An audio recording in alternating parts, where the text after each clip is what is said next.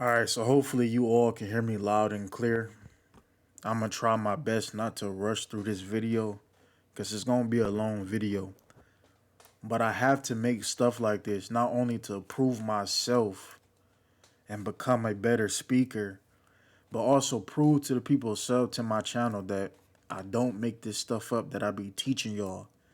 You got a lot of people out here that's deceiving y'all for likes, and to turn your heart away from God. You know what I'm saying? Now, when it comes to these people who talk about the Bible, like, you know, crapping on the Bible, they are fully aware that the New Testament is a man-made book. This is why I always expose the New Testament, all right? But what these people try to do is lump the Old Testament with the New Testament, like I told y'all in my other videos. Now, you have to understand something, right? Because his channel is called Deconstructing Christianity. Let me educate some of y'all out there, right? When we talk about Christianity, it literally means Christ. It literally means Christ. And you can see his TikTok is Deconstructing Christ because that's what it's about. The Hebrew Bible, what we refer to as the Old Testament, has nothing to do with Christ. This is why a lot of these ministries always try to tie in the Hebrew Bible by telling people it mentions Christ in the Old Testament when in fact it doesn't. And just like I told y'all before, God is not a fucking idiot. God himself, the God of heaven, the God of Israel, he's not stupid. If there wasn't an individual called Christ that he was telling his people about, he would have just said that from the very fucking beginning. You only get the story of Christ in the New Testament. And then you have a lot of these man-made books that try to sneakily, lead you into believing that God is talking about Christ. All right. So to this individual right here, Destructing Christianity, I've been commenting on his post for the last couple of days, the last few days, and I asked him to debate me. He shows other people comments in his videos, but he doesn't reply to me. So as you can see, this is 3 hours ago. Hold on, who is this? I don't know who the hell that is. No, this is him. Yeah, this is him. So, he replied to this individual right here, but he doesn't reply to me. I asked him to debate. So, I'm going to play this video and then I'm going to break it down for y'all to understand why God did the things that he did.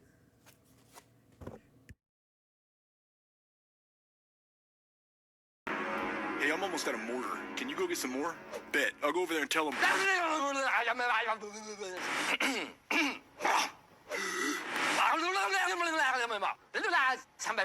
What the?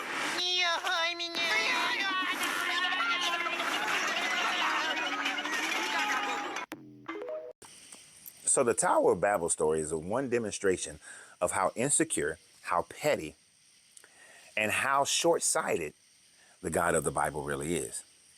And the fact that it's just a plainly made up story or it's borrowed from the Sumerian story. We'll get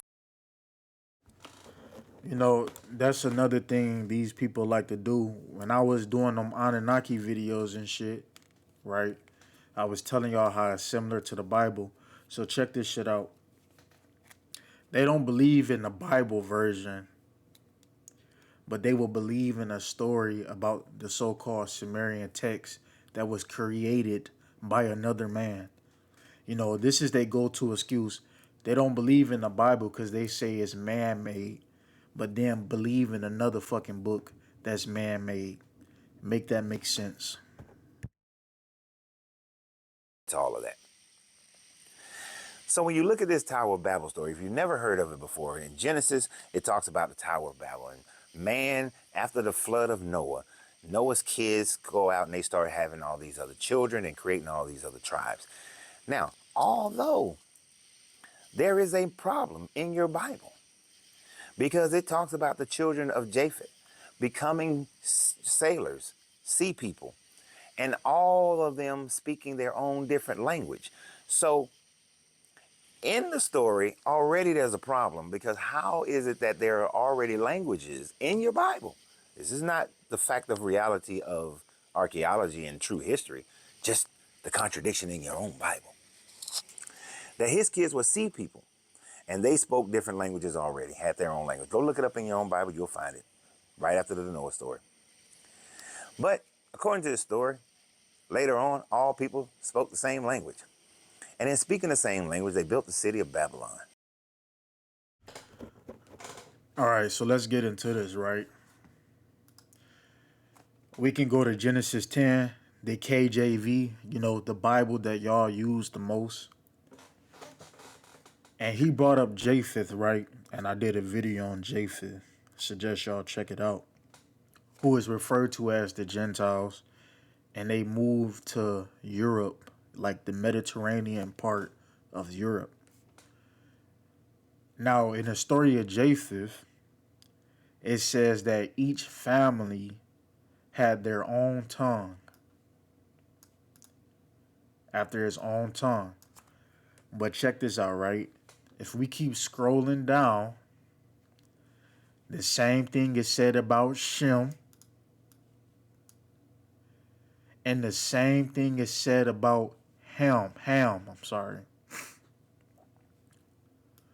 So it wasn't just Japheth. Now, this is why it's important to study the Hebrew language so you can better understand what God is saying.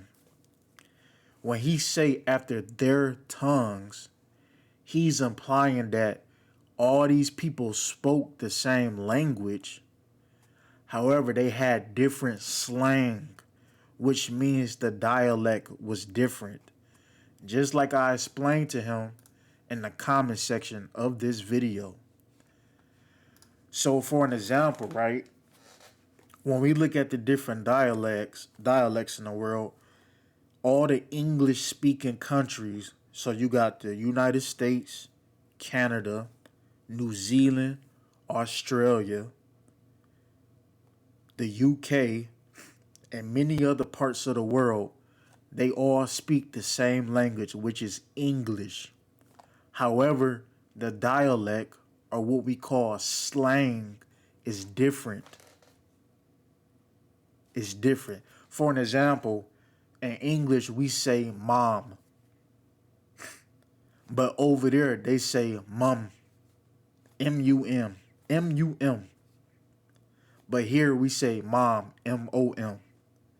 However, it's all the same shit.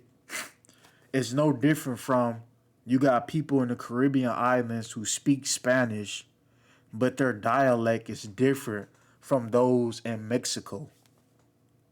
But it's all the same, just different dialects. This is what God was saying in Genesis 10 when he said after their own tongue, which means they all spoke the same language, one language, just the slang itself was different. Another example, black people in different parts of the United States, they have different slang. Niggas from down south talk different from niggas up north or in the Midwest and shit like that. Niggas from the West Coast talk different from those from the East Coast. Y'all following what I'm saying? That's all God is saying in the book of Genesis. Let's keep going though. And in the city of Babylon, they still building it. They start building a tower because they wanted to show that they can do this and they wanted to get closer to God. So they was building a tower to the heavens because they believe that God lived right, up there in the sky. So as they're building, God, he's strolling along through the sky and he sees that they're building this tower. And he says to himself, I guess, because who else is he talking to? But he says to the heavenly host, look at him. Look at man. If they can do this, then there's nothing that they can't accomplish. So let me break up their language because they're working in unity. We can't have none of that. Let me break up their language so that they cannot achieve this thing because they've been prideful trying to reach the heavens, trying to be closer to me. The hell? So they broke up the language, and all of a sudden, all the work stops, and everybody walks away. In this case of this cartoon, the tower starts to crack. Only an insecure God who wants to make sure you keep some people down would say that I want to break up their unity because I want them to always need me. I want them to always be in conflict with one another so that they will create wars and they will need me. Because if they can work together and accomplish anything, then they may not need me. They won't look up to me. They'll look unto themselves because there's nothing that they can accomplish. That sounds like an insecure, needy ass person, which is who this God is. And so he breaks them up by breaking their languages apart. And now they can't speak to one another. Now, I find it interesting. 3,000 years ago, your God had a problem with man building towers. And a ziggurat back then was about 27 stories. I can go into downtown Atlanta right now. We have buildings that are way taller than 27 stories. We got Mir Space. We had the Mir Space Station. We got the International Space Station. He ain't got a problem with the International Space Station, with people from, I think it's 7 different countries coming together, working in unity to build a space station. He ain't got a problem with that. You mean to tell me he didn't have a problem with the fact that you can go to any major city today and go and look at a construction crew? And you got people who speak English, you got people who speak Spanish, you got people who speak German, you got people who speak all these different languages. But yet they're able to build these 50 and 60-story buildings. He didn't have any problem with all them expats going into Dubai, speaking their Indus language, speaking English, speaking.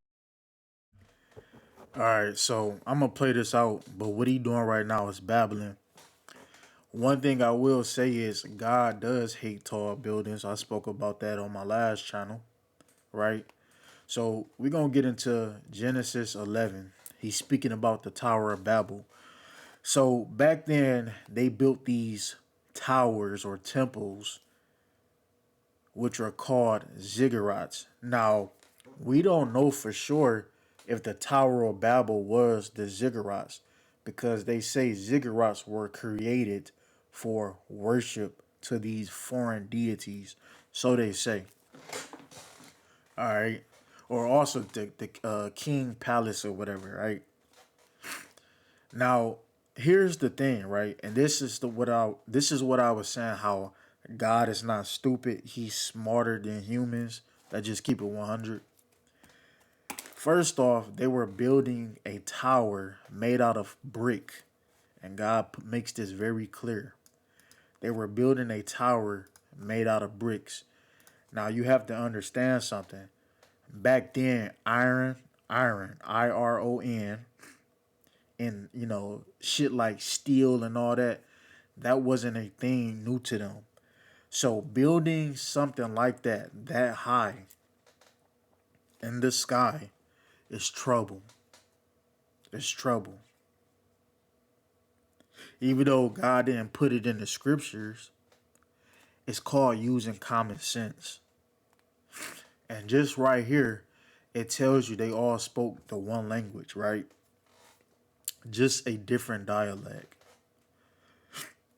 Now, here's the thing. Why did they build the tower? It's because they wanted to build, when they found flat land, all the people wanted to build in that city. They wanted to make a city for themselves.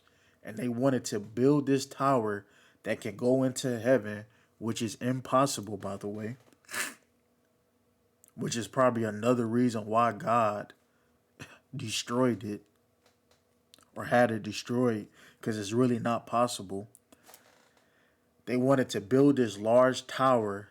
That way, people living in that city can idolize this achievement, building this tower. That means if people saw this huge tower and Babel, what we call, Babel, if they would have built this tower, people around the world would have flocked to that city and lived there. Now, this also ties into the beginning where God was saying, man now knows good and evil. So let me explain this to y'all very clearly. The reason why God confused their language and he was talking to those in heaven, which he said the host, is because when men get together and build things, sometimes it's not a good thing. And this is why God was explaining his story. And just like how he said mankind got together to build the International Space Station, right? Which plays a key part in this whole story. And I'll save that for a later video, right? It was the point that when you let man do certain shit and they achieve that, their mind wants to go and do other things. For an example, what happened during World War II? All these nations or all these people got together to build the atomic bomb and bomb the people in Japan. All these people around the world come together to build weapons of mass destruction. This is why God did that.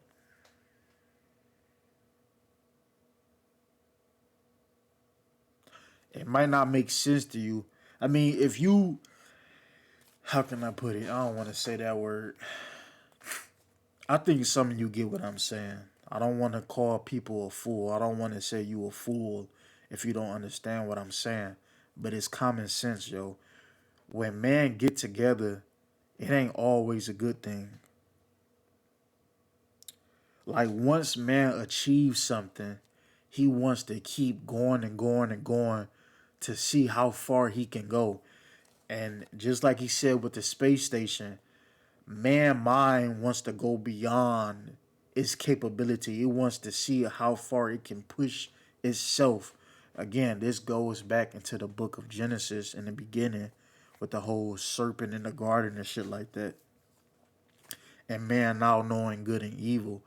So now, again, this is why they have the space station and they're going outer space. So if people are working together to build an international space station to put up satellites that can track human activity down here on Earth, right? To make life easier, having GPS to be able to go places around the world with a map on your phone. Who's to say they won't use that same collectivity to try to break through the firmament? Are y'all following what I'm saying? Are you following what I'm saying? So God went down and confused the language of the people in that city. And when they travel abroad in the world, when they scatter abroad across the earth, everybody had a different language. So at one point in time, everybody spoke the same language, just a different dialect. But this time, God completely changed everybody's language. Is this all making sense to y'all? Another thing, right? Because he brought up Semitic language. No, I'm going to let that play out real quick. In Aramaic, Arab, speaking all these other languages, but yet they built the tallest building in the world, I believe. I know Arab have any problem with all them expats going into Dubai, speaking their Indus language, speaking English, speaking Aramaic, Arab, speaking all these other languages, but yet they built the tallest building in the world, I believe. I know one of them is the tallest hotel in the world, but they built these gleaming skyscrapers. But he ain't got a problem with none of them. He ain't got a problem with us building rockets. He ain't got a problem with us building airplanes. But he had a problem with those people back then. It sounds like an old man story. You know, Grandpa, why do everybody around the world speak different language? Well, son, let me tell you what happened. Oh, way back in the day, man got prideful and tried to build this tower. And God didn't like it. So God said, I'm going to confuse their languages so that they can't do that because I don't want them to always worship me. And that's why people speak different languages around the world. That's what it sounded like to me, that was the problem. Now, the Sumerian version of that similar story. Again, he about to get ready and talk that Anunnaki shit. But let's keep going, right? He brought up Arabic and Armeniac and all that shit, right? He's proving my point about the different dialects. See, you have to understand that Semitic language is different language. For an example, Hebrew is a different dialect of Semitic language. Arabic is another form of Semitic language. Armeniac is another form of Semitic language. So you have East Semitic language, and then you have those from Western, which is like the Levant Semitic language. You have different types of Semitic language, which means, like I said earlier, they all spoke one language, just had different slang versions of that one language. Another thing, man, it kills me how, motherfuckers love talking shit about God, the God of heaven, the God of Israel, the creator, right? It's easy for a motherfucker to talk shit about God because God is up there. He up there in heaven. If he come down here though, are you gonna talk that shit again? Are you gonna have the same type of energy? It's easy to talk shit when nobody's in front of you that you talking shit to. But are you gonna talk that shit when he in your face, when his feet touch the ground? That's all I gotta say. I mean, I could play out the rest of this, but it's him talking that Sumerian shit. He don't believe in the Bible version. He say it's man made, but he believe but he believe in a man made version of the Sumerian text, how Marduk and Enlil had a war and all that. Another thing he brought up too though, and I hope you watching this video, Destructing Christianity. You brought up how, you know, uh, they were in Babylon captivity or whatever the case may be. Israel wasn't even a nation during the time of Babel. Israel came much later. That's another thing these motherfuckers like to do, and excuse my language. They get online trying to tell y'all about prehistory before Israel. God already tells you in the Bible that Israel wasn't the first family, the first nation. So why do y'all constantly bring that up? God already tells you this in the Bible. This is why I tell y'all it's important to read. One more thing I want to say is Shinyar, because God tells you that everybody move eastward. That is very important because when you move east, you get the people who are the Elamites, who are Elam, and then you go on towards India and all those people in the eastern hemisphere. So that's important to study. I hope y'all enjoyed this video. I had to make it, just to show people that I really put in this work, that I really know my stuff. I'm out, y'all.